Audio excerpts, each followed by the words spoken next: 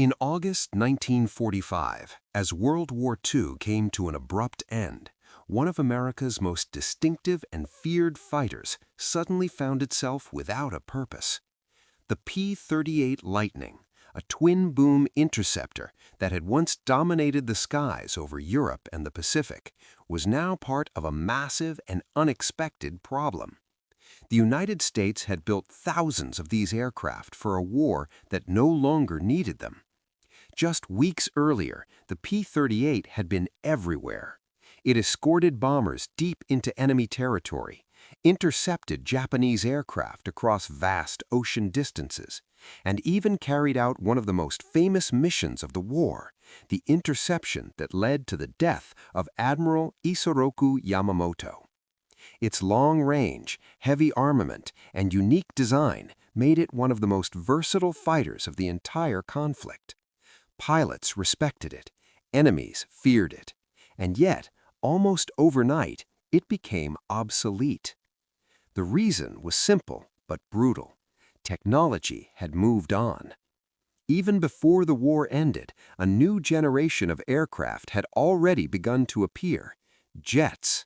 Faster, sleeker, and far more advanced, these machines represented the future of aerial combat. Compared to them, even a high-performance piston engine fighter like the P-38 suddenly looked outdated. The same aircraft that had once pushed the limits of engineering was now seen as yesterday's technology. At the same time, the United States military faced a logistical challenge on a scale never seen before. During the war, American factories had produced aircraft at an astonishing rate. By 1945, the U.S. had tens of thousands of planes, fighters, bombers, transports, all built for a global conflict that had now ended. Keeping them all was impossible, maintaining them was expensive, and there simply wasn't a reason to keep most of them. So the decision was made: the military would rapidly demobilize. Airfields that had once been filled with activity began to fall silent. Pilots were sent home, ground crews were disbanded, and row after row of aircraft, including the P-38, were lined up, waiting for a decision that would determine their fate. Some would be stored, a few would be transferred, but most would not survive. For many pilots, this was a difficult moment to watch. These aircraft were not just machines, they were symbols of survival. Many men owed their lives to the reliability and firepower of the P-38. They had flown them through anti-aircraft fire, through storms, and through combat against skilled enemy pilots. And now, those same planes were being treated as surplus. In the deserts of the American Southwest, vast storage areas began to fill with aircraft. The dry climate made it an ideal place to keep them, at least temporarily. Long lines of P-38s sat under the sun, their engines silent, their once polished metal skins beginning to fade. Some were carefully preserved, coated to protect them from corrosion, but others were simply parked, as if waiting for orders that would never come. The scale of the surplus was overwhelming. The U.S. government had to make quick decisions, and those decisions were driven by economics as much as strategy. It cost money to store aircraft. It cost even more to maintain them. And with new jet programs demanding funding, there was little justification for keeping older designs. The P-38, despite its remarkable wartime record, was no longer a priority. There were also practical considerations. The Lightning was a complex aircraft. Its twin engines required more maintenance than single-engine fighters like the P-51 Mustang. Its design, while innovative, made it more expensive to operate in peacetime. In a military that was shrinking rapidly, simplicity and cost-effectiveness mattered more than ever. As a result, the fate of many P-38s was effectively sealed within months of the war's end. Some were reassigned to secondary roles. A handful continued to serve in reconnaissance or testing capacities. But these were exceptions. For the majority, the future held uncertainty, and in many cases, destruction. What made this transition even more striking was how quickly it happened. In early 1945, the P-38 was still flying combat missions. By 1946, large numbers of them were already being removed from service. The shift from wartime urgency to peacetime downsizing was immediate and unforgiving. And yet, in this moment of decline, the story of the P-38 was far from over. Because while the military no longer needed these aircraft, they still existed, in deserts, on remote airfields, and scattered across the world. Some would be sold, some would be abandoned, and some would simply be left behind, slowly disappearing into the landscapes where they had once fought. The end of the war did not just mark the end of the P-38's combat career. It marked the beginning of a strange and often forgotten chapter, one where one of the most iconic fighters of World War II would face an uncertain fate in a rapidly changing world. By the late months of 1945, the United States was facing a problem few had anticipated during the height of the war. There were simply too many airplanes. Airfields across the country were packed with fighters, bombers, and transports that had been built at an extraordinary pace. Among them sat hundreds upon hundreds of P-38 Lightnings, once cutting-edge machines, now waiting in long, silent rows for a decision that would determine whether they would live on or be erased. What followed was one of the largest mass disposals of military equipment in history. The government had to act quickly. Storing aircraft long-term was expensive, and maintaining them was even more so. Each P-38 required specialized parts, trained mechanics, and constant upkeep to remain airworthy. In a shrinking post-war military, those resources were being redirected toward newer technologies, especially jet aircraft. The conclusion was unavoidable. Most of these planes had to go. At first, many P-38s were sent to storage facilities in the American Southwest. The dry desert climate offered a temporary solution, slowing corrosion and preserving the aircraft for potential future use. Huge fields in places like Arizona and California became known as aircraft boneyards. From a distance, they looked almost surreal, endless lines of identical fighters stretching toward the horizon, their twin tails casting long shadows in the sun. But this was never meant to be permanent. Soon, the next phase began, disposal, and it was far more final. Rows of P-38s were towed into designated areas where crews began the systematic process of dismantling them. Engines were removed, instruments stripped out, and usable materials salvaged. What remained, often the bare aluminum structure, was then cut apart and sent for smelting. Entire aircraft that had once cost tens of thousands of dollars to build were reduced to scrap metal in a matter of hours. For many who witnessed it, the scene was difficult to comprehend. These were not obsolete relics from decades past. Many of these P-38s had flown combat missions just months earlier. Some still carried the markings of their squadrons. Others bore the scars of battle, patched bullet holes, hastily repaired damage from flak or enemy fire. Each one had a story, and yet those stories were being erased as efficiently as possible. The economics behind the decision were stark. After the war, there was little demand for high-performance military aircraft. Civilian aviation did not need heavily armed fighters, and converting them for peacetime use was often impractical. Selling them overseas was also complicated, as the U.S. government placed restrictions on the transfer of advanced military technology. As a result, scrapping became the simplest and most cost-effective solution. In some cases, P-38s were sold off, but for astonishingly low prices. Surplus auctions offered these aircraft to civilians for a fraction of their original cost. It was possible, in certain instances, to buy a P-38 for little more than the price of a car. But even then, few buyers were interested. Operating such an aircraft required expertise, infrastructure, and money. For most people, it simply wasn't feasible. and so many of these opportunities passed by, leaving the majority of planes to face destruction instead. The scale of the operation was immense. Thousands of aircraft of all types were processed in a similar way, but the sight of the P-38s being dismantled stood out because of their unique shape. The twin booms that had once made them instantly recognizable in the sky now made them equally recognizable on the ground as they were cut apart piece by piece. There were also moments of quiet resistance, small personal efforts to preserve what could be saved. Some mechanics and pilots managed to acquire parts, instruments, or even entire airframes before they were scrapped.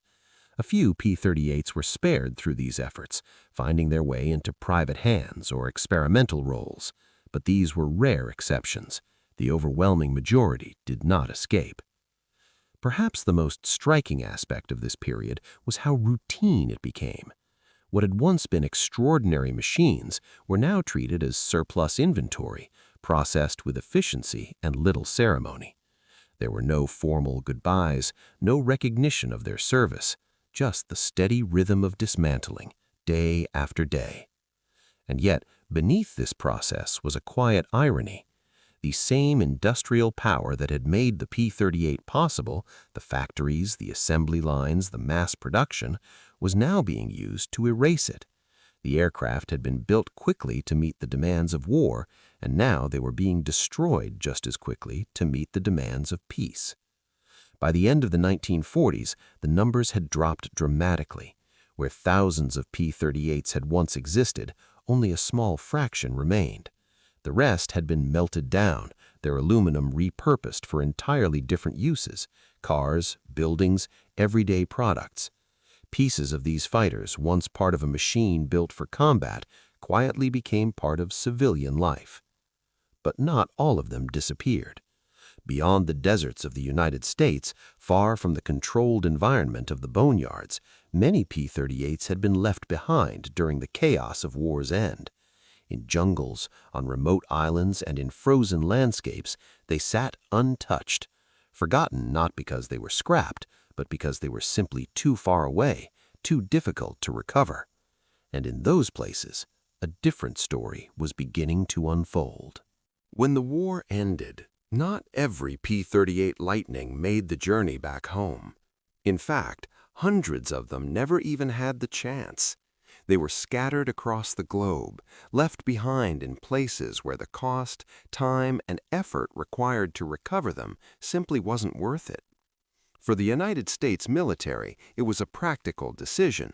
For the aircraft themselves, it meant being abandoned to the elements, sometimes for decades. In the vast stretches of the Pacific, the problem was especially severe. The P-38 had been designed for long-range operations, which made it ideal for island-hopping campaigns. But that same range meant many aircraft ended up operating from remote, hastily built airstrips carved out of jungles or coral atolls. When the war ended, these locations suddenly lost their strategic value. Supply lines were shut down, personnel were withdrawn, and entire bases were simply closed. What remained were the airplanes. Some P-38s had been damaged in combat and forced to land on these remote strips. Others had developed mechanical issues and were grounded, waiting for spare parts that would never arrive. In the urgency of wartime, they might have been repaired. In peacetime, they were abandoned without hesitation. In tropical regions, nature moved quickly. Jungles began to reclaim the airfields almost immediately. Within months, vegetation started growing through cracks in the runways. Within a few years, entire aircraft were partially hidden beneath layers of vines and foliage. The aluminum skins that had once gleamed in the sun dulled and corroded under constant humidity. Tires deflated, canopies cracked, and cockpits filled with debris carried by wind and rain. To local populations, these machines often became something entirely different. In some areas, abandoned P-38s were stripped for useful materials. Aluminum panels were repurposed for roofing, Wiring and components were salvaged for tools or trade. To people living near these forgotten airfields, the aircraft were less symbols of war and more unexpected resources left behind by a distant conflict. But not all abandoned P-38s were in warm climates. Far to the north, in places like Greenland and the Arctic, a different fate awaited them. During the war, some P-38s had been forced to make emergency landings on ice due to bad weather or fuel shortages. These aircraft were not destroyed, they were simply left where they had landed, with the intention of being recovered later. That recovery never came. Over time, snowfall buried the aircraft. Layer upon layer of ice accumulated, slowly entombing them beneath the surface. Unlike the jungle wrecks, these P-38s were preserved in a kind of frozen time capsule. Paint, markings, even internal components remained remarkably intact, hidden beneath dozens of meters of ice. Elsewhere in Europe, the story was different again. As Allied forces advanced across the continent, damaged or worn-out aircraft were often left behind on forward airfields. Once the war ended, many of these locations were abandoned or repurposed. Some P-38s were scrapped locally, but others were simply left where they sat. Over time, they were dismantled piece by piece, scavenged or forgotten entirely as Europe rebuilt itself. What makes this chapter of the P-38 story so fascinating is how varied their fates became. Two aircraft built on the same assembly line could end up in completely different worlds. One might be melted down in a desert boneyard within a year of the war's end. Another might sit untouched in a jungle for decades, slowly disappearing beneath the growth. And another might lie perfectly preserved under ice, waiting silently to be discovered. For years, many of these abandoned aircraft remained unknown to the wider world. Pilots and local civilians knew of their existence, but there was little effort to document or recover them. It wasn't until decades later, as interest in World War II history began to grow, that explorers and historians started actively searching for these lost machines. The discoveries were often dramatic. In dense jungles, researchers would stumble upon the remains of a P-38, its identity still visible beneath layers of dirt and rust. In remote island chains, wrecks would be found just beyond old runways, exactly where they had been left at the war's end. And in the Arctic, radar technology would eventually reveal entire aircraft buried deep beneath the ice, perfectly preserved, as if waiting for their engines to be started again. Each discovery told a story. Some aircraft showed clear signs of combat damage, hinting at their final missions. Others appeared almost untouched, suggesting they had been abandoned due to mechanical failure or logistical challenges rather than enemy action. In some cases, personal items were still found inside: maps, equipment, even traces of the pilots who had once flown them. These were not just wrecks, they were time capsules. They offered a glimpse into a moment when the war ended so suddenly that it left behind unfinished stories.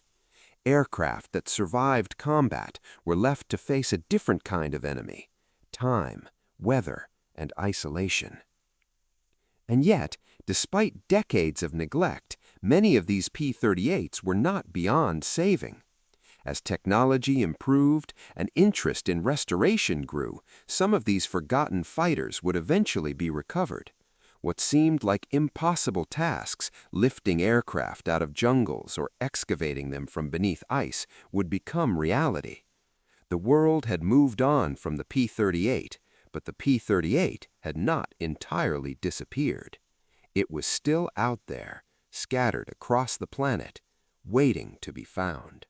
As thousands of P-38 Lightnings disappeared into scrapyards or were left behind across the world, a small number escaped that fate entirely, not because the military needed them, but because a handful of individuals saw something different in these machines. To them, the P-38 was not obsolete, it was an opportunity. In the immediate post-war years, the U.S. government began selling surplus aircraft at incredibly low prices. The goal was simple: clear out inventory as quickly as possible. For many types of aircraft, buyers were easy to find. But the P-38 was a different story. It was fast, powerful, and advanced, but also complex and expensive to operate. Its twin engines required careful maintenance, and its unique design demanded skilled pilots. That didn't stop a few determined buyers. Some of the earliest civilian owners were experienced pilots who understood exactly what they were getting. They saw the P-38 not just as a buvshi war machine, but as a high-performance aircraft with untapped potential. And nowhere was that potential more visible than in the world of air racing. In the late 1940s, air racing began to capture public attention again. Events like the National Air Races became a stage where former military aircraft could prove their speed in a completely different kind of competition. Fighters that had once engaged in combat were now pushing their limits in front of crowds, racing against the clock instead of enemy aircraft. The P-38 quickly found a place in this environment. Its powerful engines and aerodynamic design made it one of the fastest piston-engine aircraft of its time. Modified for racing, with stripped-down weight and enhanced performance, it became a serious contender. One of the most famous examples was a heavily modified P-38 known as Lightning, which competed in post-war races and demonstrated just how fast the aircraft could be when freed from the constraints of military equipment. But racing was only part of the story. Some P-38s were adapted for practical civilian roles. Their long range made them suitable for aerial mapping and surveying, especially in remote regions where other aircraft struggled. In an era when large parts of the world were still being charted in detail, these aircraft found a second life, flying over forests, mountains, and coastlines, capturing images and data from above. There were also attempts to use the P-38 for cargo transport and experimental work. Its twin-boom design allowed for modifications that weren't possible with more conventional aircraft. In some cases, engineers experimented with different configurations, testing how the airframe could be adapted for new purposes. Not all of these efforts were successful, but they showed that the P-38 still had value beyond its original role as a fighter. At the same time, a small number of P-38s continued to serve in military or Sheba military roles. While the United States moved rapidly toward jet-powered aircraft, not every country had the same resources. Some nations acquired surplus American planes, including the P-38, for limited use. In these roles, the aircraft were no longer frontline fighters, but they still provided capabilities that were valuable in the early years of the Cold War. However, this second life came with challenges. By the late 1940s and early 1950s, the gap between piston-engine fighters and jet aircraft became impossible to ignore. Jets were faster, climbed higher, and represented the future of air combat. Even the best-maintained P-38 could not compete with this new generation of machines. As a result, its usefulness in any military capacity continued to decline. For civilian operators, the challenges were just as real. Maintaining a P-38 was expensive. Spare parts became harder to find as shutdown lines were prosed, and existing zapas was used up. Skilled mechanics who understood the aircraft were also becoming less common, and flying such a powerful machine required training and experience that few pilots possessed. One by one, many of these surviving P-38s were retired again, this time not by the military, but by their civilian owners. Some were placed in storage, their flying days seemingly over. Others were sold again, changing hands multiple times as their value shifted from practical use to historical significance. A few were lost in accidents, a reminder that even outside of combat, the P-38 demanded respect. And yet, something interesting was beginning to happen. As the years passed, the perception of the P-38 started to change. What had once been seen as surplus equipment was gradually being recognized as something more important, a piece of history. The same aircraft that had been sold for scrap value were now becoming rare. Their numbers had dropped dramatically, and each remaining example carried a story that could not be replaced. This shift in perception would set the stage for the next chapter, because scattered across the world, in jungles, deserts, and beneath layers of ice, there were still P-38s waiting to be found. And now, for the first time since the war, people were beginning to ask a different question. Not how to get rid of them, but how to bring them back. Decades after the war, the story of the P-38 Lightning took a remarkable turn. What had once been considered surplus, abandoned, or obsolete slowly became something extraordinary. Aviation enthusiasts, historians, and collectors began to realize that these aircraft were not just machines, they were icons of an era, symbols of innovation, courage, and the extraordinary scale of World War II aviation. One of the most famous examples is Glacier Girl. Buried beneath nearly 250 feet of ice in Greenland, this P-38 had made an emergency landing in 1942 during a transatlantic ferry mission. For decades, it remained entombed, completely hidden beneath the ice, until modern technology allowed a team of explorers to locate it, excavate it, and painstakingly restore it to flying condition. The story of Glacier Girl captured the imagination of the world and reminded everyone of the resilience of these remarkable machines. Restoration, however, was never easy. The P-38's complex twin-engine design meant that every part had to be carefully inspected, repaired, or replaced. Corrosion had to be reversed wherever possible, and decades of neglect required meticulous attention to detail. Some restorers spent years tracking down original components or fabricating replacements that matched the aircraft's specifications perfectly. The work was expensive, time-consuming, and technically demanding, but the result was nothing short of spectacular. As more P-38s were recovered, either from ice, jungle, or desert, they began to return to the skies. Air shows became stages where the Lightning could once again demonstrate its power, agility, and unmistakable twin-boom silhouette. For spectators, hearing the roar of its engines and seeing the plane maneuver as it had during the war was a visceral reminder of history in motion. These events also sparked renewed interest in World War II aviation, inspiring younger generations to learn about the bravery of pilots and the technology that had shaped the war. These restored aircraft also became important educational tools. Museums and private collections began to display them not only as historical artifacts, but as living, breathing examples of wartime innovation. Visitors could see up close how technology and engineering had evolved under the pressures of global conflict. Stories of pilots, missions, and survival were tied directly to these machines, creating a tangible link to the past. Scholars, students, and aviation enthusiasts began to study the P-38's unique aerodynamics and engineering, discovering lessons that influenced both modern flight techniques and aircraft design. Even as the P-38 became a symbol of history, its legacy extended into modern aviation. Pilots, engineers, and enthusiasts studied its design, learning lessons about aerodynamics, structural engineering, and innovative problem-solving. The Lightning had influenced future aircraft in subtle but significant ways, and its contributions continued to resonate long after combat missions ended.